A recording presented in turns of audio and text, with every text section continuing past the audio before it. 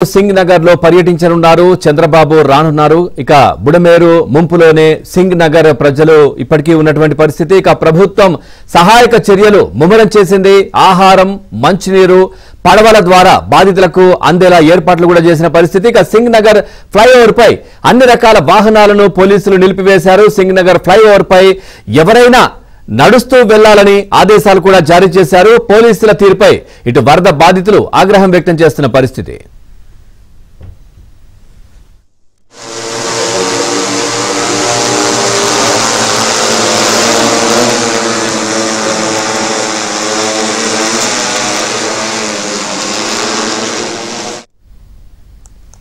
ఇక 4 రోజులుగా ఉగ్రరూపం దాల్చిన కృష్ణమ్మ కాస్త శాంతించింది విజయవాడ ప్రకాశం బ్యారేజ్ వద్ద కృష్ణా నది నీటి మట్టం గణనీయంగా తగ్గింది పైనుంచి వచ్చే వరద తగ్గుముఖం పట్టడంతో అధికారులు ఊపిరి పీల్చుకున్నారు బ్యారేజ్ వద్ద 9,79,000 క్యూసెక్కుల నీటి ప్రవాహం నమోదైంది నిన్న ఉదయం ఏకంగా 11,30,000 క్యూసెక్కుల వరదను బ్యారేజ్ నుంచి విడుదల చేశారు మధ్యాహ్నం 2 గంటల సమయంలో అది ఏకంగా 11,47,000 క్యూసెక్కుల రికార్డు స్థాయి వరద నమోదైంది బ్యారేజ్ చరిత్రలో ఇదే రికార్డు స్థాయి వరద ఈ మధ్యాహ్నానికి మరింత తగ్గుతుందని అధికారులు భావిస్తున్నారు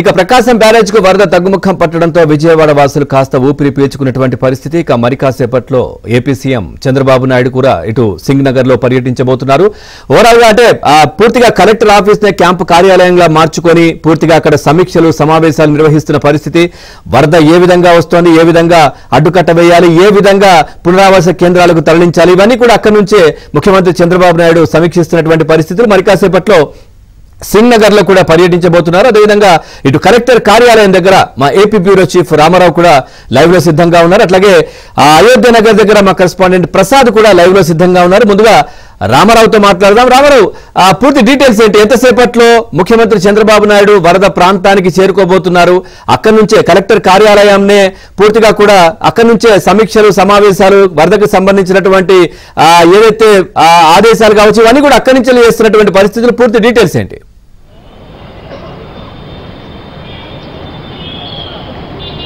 పవన్ ప్రస్తుతం మనం కలెక్టర్ క్యాంప్ కార్యాలయంలో ఉన్నాము ముఖ్యమంత్రి చంద్రబాబు నాయుడు గత 2 రోజుల నుంచి కూడా ఆయన ఇక్కడే ఉన్నారు మనం చూస్తూ ఉన్నాం ఇది సీఎం చంద్రబాబు నాయుడు ఇక్కడే బస్ చేశారు ఆయన గత 2 రోజుల నుంచి కూడా ఇక్కడి నుంచి కలెక్టరేట్ లో సమీక్షలు నిర్వహించి ఆ తర్వాత ఫీల్డ్ విజిట్స్ కు వెళ్ళటం ఆకస్మిక తనిఖీలు చేయటం ఇవన్నీ కూడా చేపడుతున్నారు ప్రధానంగా విజయవాడలో సెంట్రల్ నియోజకవర్గంలోను వెస్ట్ నియోజకవర్గంలో ఉన్న 16 డివిజన్లు పూర్తిగా నీట మునిగిపోయి ఉన్నాయి బుడమేరు కారణంగా ఈ 16 డివిజన్లు నీట మునిగిపోయి ఉండటంతో పాటు దాదాపుగా 3,20,000 మంది ప్రజానీకం అంతా కూడా 3,20,000 మంది ప్రజానీకం అంతా కూడా వరద ముంపులో ఉన్నారు ఈ నేపథ్యంలోనే ముఖ్యమంత్రి చంద్రబాబు నాయుడు మొత్తం వేరే ప్రాంతాలకు వెళ్ళి అంటే ఎక్కడైతే వరద ముంపు ఉందో ఆ వరద ముంపు ఉన్న ప్రాంతాలన్నిటికీ కూడా వెళ్ళి ఆయన ప్రధానంగా వీటన్నిటిని కూడా పర్యవేక్షిస్తూ ఉన్నారు దీంతో పాటు ప్రకాశం బ్యారేజ్ వద్ద కూడా వరద ఉధృతి పూర్తిగా తగ్గిపోయింది ప్రకాశం బ్యారేజ్ వరద ఉధృతి దాదాపుగా ఇప్పుడు 3,00,000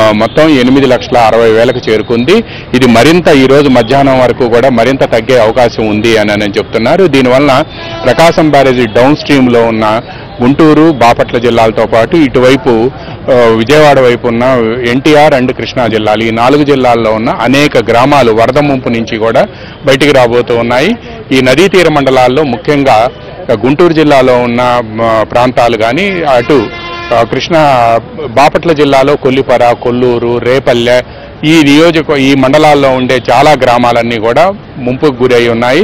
అదేవిధంగా కృష్ణా జిల్లాలో అవనిగడ్డ, నాగాయలంక, కోడూరు, తోట్లవల్లూరు ఈ మండలాలన్నీ కూడా ముంపుకు గురై ఉన్నాయి. ఇవన్నీ కూడా ఈరోజు ముంపు నుంచి కూడా బయటకు వచ్చే అవకాశం ఉంది. దాదాపుగా ప్రకాశం బ్యారేజీ చరిత్రలో అంటే 1903 సంవత్సరంలో ఆనకట్ట కట్టినప్పటికీ 1953 సంవత్సరంలో ఆనకట్ట కొట్టుకుపోతే మళ్ళీ బ్యారేజీని కన్స్ట్రక్ట్ చేశారు. ఇన్ని సంవత్సరాలు, ఈ 123 సంవత్సరాల చరిత్రలో రికార్డు స్థాయిలో 11,47,000 క్యూసెక్కుల వరద ప్రకాశం బ్యారేజీని టచ్ కావడంతో ప్రకాశం బ్యారేజీకి ఎగువ భాగం అప్ స్ట్రీమ్లోను, డౌన్ స్ట్రీమ్లో కూడా చాలా ప్రాంతాలు కూడా వరద ముంపుకు గురయ్యాయి. ప్రస్తుతం ఈ వరద 8,68,000 క్యూసెక్కులకు చేరుకోవడంతో ఇప్పుడు వరద ముంపు నుంచి ఈ ప్రాంతాలన్నీ కూడా బయటపడుతూ ఉన్నాయి. అదేవిధంగా బుడమేరు వైపు కూడా ఫ్లడ్ లెవెల్ తగ్గింది. బుడమేరులో మొత్తం బుడమేరుకు సంబంధించి వెలగలేరు ఆక్విడక్ట్ వద్ద ఆక్విడక్ట్ డిజైనే 15,000 క్యూసెక్కులకు చేశారు. కానీ 30,000 క్యూసెక్కులు అన్ప్రెసిడెంట్గా ఫ్లడ్ వచ్చింది. ఈ నేపథ్యంలోనే అక్కడ ఫ్లడ్ అంతా కూడా బుడమేరు నుంచి పొంగి ప్రవహించడం, అదేవిధంగా పలు ఉపనదులు కూడా పొంగి ప్రవహించిన తరుణంలో ఇవన్నీ కూడా నేరుగా బుడమేరుకు అంతా కూడా విజయవాడ సెంట్రల్ నియోజకవర్గంలో ఉన్న పలు కాలనీలను ముంచెత్తింది. అందువల్ల ఈ కాలనీలన్నీ కూడా నీట మునిగిపోయాయి. JNURM colony, Vambay colony, new Rajarajeswaripeta, Payakapuram, Ayodhya Nagar, దీంతో పాటు సింగ్ నగర్ ఈ ప్రాంతాలన్నీ కూడా మొత్తం 16 డివిజన్లలో 1,23,000 కుటుంబాలు అన్నీ కూడా ముంపుకు గురై ఉన్నాయి. వీళ్ళందరూ కూడా గత 2 రోజుల నుంచి 48 గంటల నుంచి కూడా ముంపులో ఉన్నారు. వీళ్ళందరికీ రిలీఫ్ అందించేందుకు ప్రయత్నం చేసినప్పటికీ లాస్ట్ మైల్ వరకు కూడా వెళ్లడం లేదు అనేది కూడా ముఖ్యమంత్రి గత రాత్రి మీడియా సమావేశంలో కూడా చెప్పారు. అదే బాధగా ఉంది అని. ఈ రోజు మొత్తం నేవీ హెలికాప్టర్స్ ద్వారా వీటిలందరికీ కూడా ఫుడ్ ప్యాకెట్స్ అన్ని కూడా ఎయిర్ డ్రాప్ చేస్తూ ఉన్నారు. ఈ రోజు ఉదయం నుంచి కూడా ఆ ప్రాంతంలో ఈ పరిస్థితి నెలకొంది.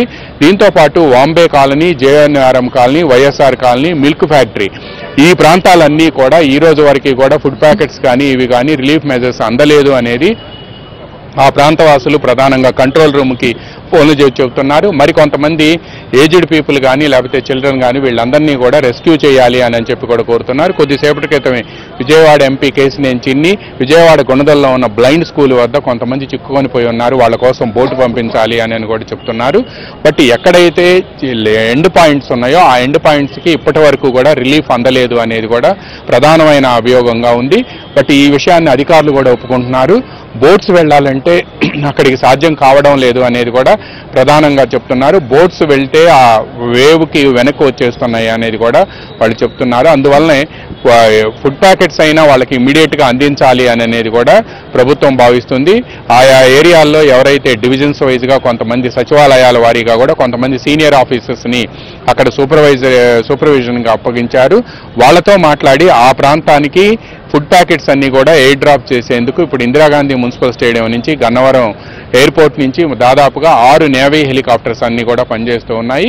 ఈ రోజు ఉదయం నుంచి ఆ ఆపరేషన్ ప్రారంభమైంది. నిన్న మధ్యాహ్నం నుంచి కూడా ఆపరేషన్ ప్రారంభమైనప్పటికీ వాళ్ళకి చాలా మందికి నేవీ హెలికాప్టర్స్కి అదేవిధంగా గవర్నమెంట్లో రిలీఫ్ అందించే వాళ్ళకి మధ్య కోఆర్డినేషన్ గ్యాప్ వలన ఎక్కడైతే నీడీ పీపుల్ ఉన్నారో బాంబే కాలనీ కానీ, జేఎన్యూఆర్ఎం కాలనీ కానీ, వైఎస్ఆర్ కాలనీ కానీ, పాయకాపురం లేకపోతే సింగ్ నగర్లో ఎండ్ పాయింట్స్ ఈ ప్రాంతాలకి రిలీఫ్ అందలేదు అనేది కూడా పెద్ద ఎత్తున కంట్రోల్ రూమ్కి ఆరోపణలు వస్తున్నాయి. అందువల్లనే ఈరోజు వీళ్ళని కోఆర్డినేట్ చేసుకునేందుకు రెవెన్యూలో ఉన్న కొంతమందిని, రెవెన్యూ అండ్ డిజాస్టర్లోను రిలీఫ్లో ఉన్న డిపార్ట్మెంట్స్లో ఉండే కొంతమందిని, పైగా ఆ ప్రాంతం తెలిసిన వాళ్ళని కూడా అక్కడికి పంపించి ఎక్కడైతే ఆ లొకేషన్స్ ఉన్నాయో ఆ లొకేషన్స్లో ఫుడ్ ప్యాకెట్స్ని ఎయిర్ డ్రాప్ చేసే విధంగా కూడా ఈ రోజు ఉదయం నుంచి ప్లానింగ్ జరుగుతుంది. ఇప్పటికే కొన్ని ప్రాంతాలకు ఇచ్చారు.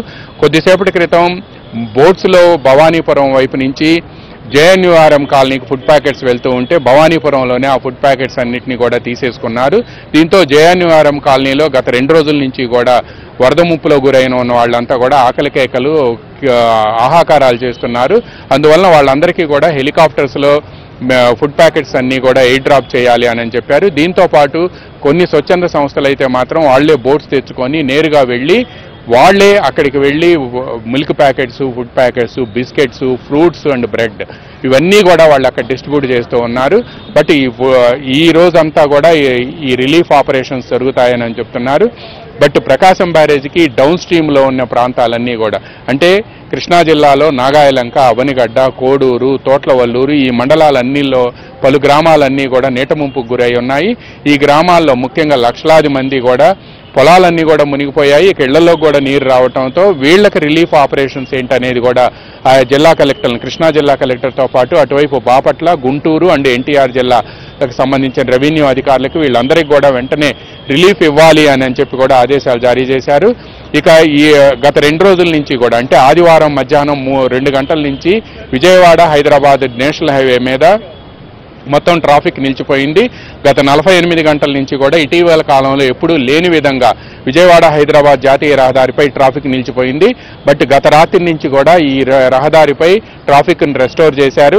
ఈరోజు ఉదయం ఫ్రీగా వెళ్తున్నాయి. ఒక నందిగామ సమీపంలోని అంబారుపేట వద్ద మొత్తం జాతీయ రహదారికి పక్కనే కూడా గండ్లు పడిపోవటం, అదేవిధంగా ఫ్లడ్ వాటర్ కూడా అక్కడికి చేరుకోవడంతో ఆ ప్రాంతంలో మరమ్మతులు చేస్తుండటంతో అక్కడ స్లోగా ట్రాఫిక్ వెళ్తుంది. అదేవిధంగా కోల్కతా చెన్నై నేషనల్ హైవే మీద గన్నవరానికి దాటిన తర్వాత బాపులపాడు వద్ద అదేవిధంగా గన్నవరం ప్రాంతంలో కూడా ఫ్లడ్ వాటర్ రోడ్డు మీదకు రావడంతో ట్రాఫిక్ స్లోగా వెళ్తుంది. ముఖ్యంగా చెన్నై కోల్కతా నేషనల్ హైవే మీద ప్రయాణం చేయాలనుకునే వాళ్ళు అప్రమత్తంగా ఉండాలి అని చెప్పి పోలీస్ అధికారులు కూడా ప్రకటించారు.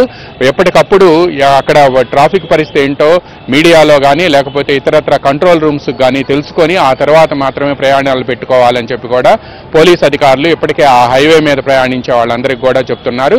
But Vijayawada Hyderabad national highway మాత్రం పూర్తిగా రెస్టోర్ అయిందని అధికారులు ప్రకటించారు. Pawan. Right, thank you Ramarao.